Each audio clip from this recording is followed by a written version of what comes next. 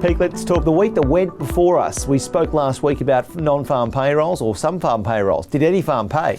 Absolutely, they certainly didn't and knocked the ball out of the park. We're down at 8.4%, unemployment numbers 1.37 million, beat expectation. The actual was very, very strong, and the current administration is running this very, very, I think, progressive movement over this election campaign that they're re-engaging, and the coronavirus is not going to beat America. What's happening in the week ahead? I think there's a little bit of nervousness. US markets are shut today, of course, but the other side of this, where we move forward, we've had a very, very solid move to the downside as far as crude prices. US dollar has been incredibly volatile over the last week, very choppy and offering great opportunity. We've seen sell-off as far as gold over the last 3 days, $60 down.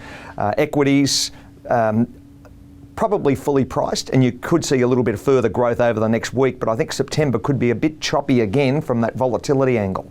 Retail are piling in, huge option trading across pretty much all of the markets. I think it's positive, but there's a degree of, are we fully priced? How much further upside is there? And when you're looking, if you strip out the FANGs, the big ones, the Facebooks, the Amazons, the Googles from the tech sector, are the other companies performing anywhere near it? And the answer is quite simply no. So it's been supported by these big behemoths. We've just seen a reporting season come and go here in Australia, and certainly in prior times, not too distant times, the US as well.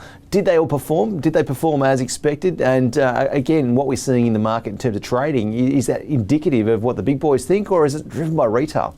Well, I'm probably concerned as far as the RBA. There's a chance that they might drop rates to 0.1%. Have you ever heard of this? You could never have imagined this 2 years ago or 3 years ago. So there's the first part. Bond buying is going to be, I think, introduced across the RBA, so leading up to Christmas. And how do we really get everyone engaged? We understand what the numbers are coming out of Victoria, a very large part of the Australian economy, and it's going to be, I think, a very, very tight Christmas. Do we get growth in 21? Do we hit those coronavirus numbers? And I think it's going to be a very shaky next quarter and the following quarter. All right, Pete, let's talk China recovery. Looks like it remains on track here as we look at this year-on-year percentage change. Yeah, exactly right. I mean, you know, we're on the back of that and we're on their coattail, so it's been strong for the Australian economy as far as a turnaround. If you believe the numbers, year-on-year percentage change, what we saw from earlier in the year to where we are now, it's onward and upward for the Chinese economy. If we go a little into the Northern Hemisphere, we look at Canada, the GDP growth there is suggesting that there's signs of resilience.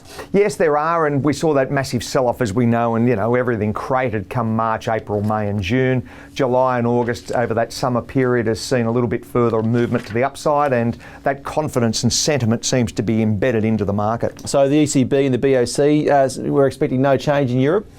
Well, have a look at that for a trade. I mean, that's just absolutely outstanding. You know, from that 107 number, as far as that euro dollar going back to March, that was the time to short US dollar. It's just been extraordinary. And you've seen that move to the upside now, hitting that 120, bouncing back down to that 119, 118 sort of headline.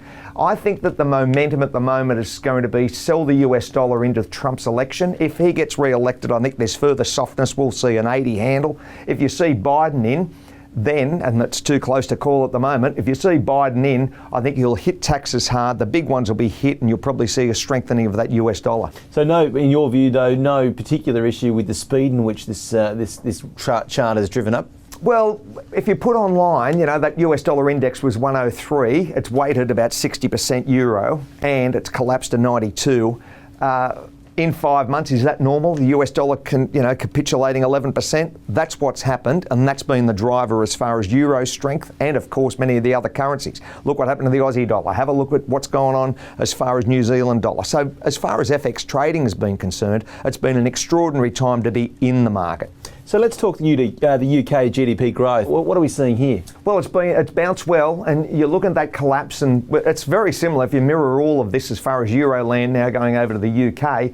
That, you know, March, April, May, June, absolutely dire. It's bounced from that. You've seen a fairly strong recovery, and you're in that great UK summer period. So it's bounced. Does it continue? I think there's onward and upward from here, but it really collapsed, and I think the forecast moving forward is going to be reasonably okay leading into Christmas. But again, do those COVID numbers come back and bite it hard over that winter period. So the big question I'm sure that on everyone's mind is, will the pound survive the Brexit drama? I think it'll survive, there's no doubting that, and you look at those numbers, it's just going to be onward and upward for that UK pound. I think it'll perform quite well. It's been very, very choppy if you're looking at Japanese yen, euro against pound and so on, but it's been a trader's delight. Pete, let's talk Wall Street. Is this a correction, jitters? What are we seeing here? Is it COVID numbers? Is it election concern? Is it just optimism? Well, it's optimism baked in. US dollar sell-off and the recovery is nothing short of mind-blowing. Biggest drop in 3 months. Yes, it was, certainly, and that's what we experienced, and today the market shut. What we saw, Thursday, and that nervousness entering the market. But the other side, of course, is that strong rally has been tech-driven, and we're very conscious as far as, the FANG stocks. Can you imagine what Bezos and they could never, Tesla, there's no way. You grill these guys and say, where are you come, September, if you were asking that at January this year? There'd be no person in the world would have forecast that sort of growth across that technology sector. Extraordinary, absolutely extraordinary. So you could have a little bit of a hiccup. Have a look what happens. If Biden's in, he's going to hit these companies hard as far as tax cuts, and that's really going to put a handbrake on that US economy. Pete, let's take a look at this chart here. We're talking about the S&P 500 2 years post-election. So if we track and we're looking at this by president. So talk me through what we're seeing here. Well, first off, if you look at the red and the blue, they're Obama second term and Trump.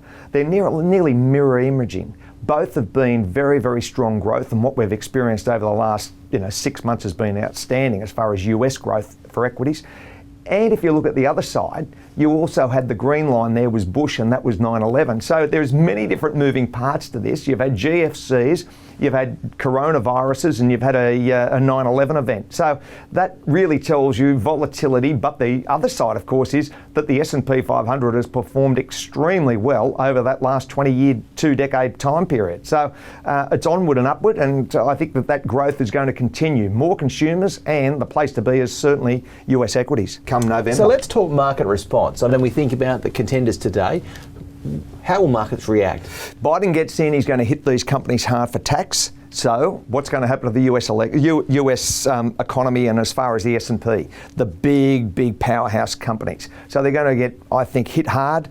That's going to cause growth concerns. If Trump's in, I don't think he's going to change his corporate tax structure, and it'll be onward and upward from here. So from an economy standpoint, it's pretty hard to go past Trump. I mean, he's performed incredibly well over the last 4 years, and that growth and momentum from a patriotic standpoint is going to be, I think, continued over the next 3 to 4 years. All right, Pete, so let's round this out. So we're looking here at the US 30, the stock index from a cash perspective. Walk me through this chart. Well, you've seen that, the hemorrhage down there in May, right to the bottom. You saw that huge collapse. Look at what happened over that period, early March, going into mid-March. It just literally fell off a cliff. And now it's bounced back, been a very strong recovery over that 5.5 months, and there's further upside, driving it forward from here. So I think that the momentum will continue over this next month. How it plays into October leading into that election campaign, no one knows. There could be a bit of a hiccup. That's the opportunity that really presents itself to retail traders, is it not? All right, Pete, let's wrap this up. So give me the quick summaries and 2 key takeaways. US dollar continues. Where does that trade? Lower from here. Equity markets, possibly a little bit of a sideways move, and the excitement as far as what the RBA does domestically here. Do they drop rates to 0.1 to stimulate growth? No one expected to be in this lockdown as far as Victoria at the moment and running through to Christmas. So that could be the new frontier for the Australian investor. Peter McGuire, CEO Australia, XM.com. Thanks for speaking with us. Thank you, Will.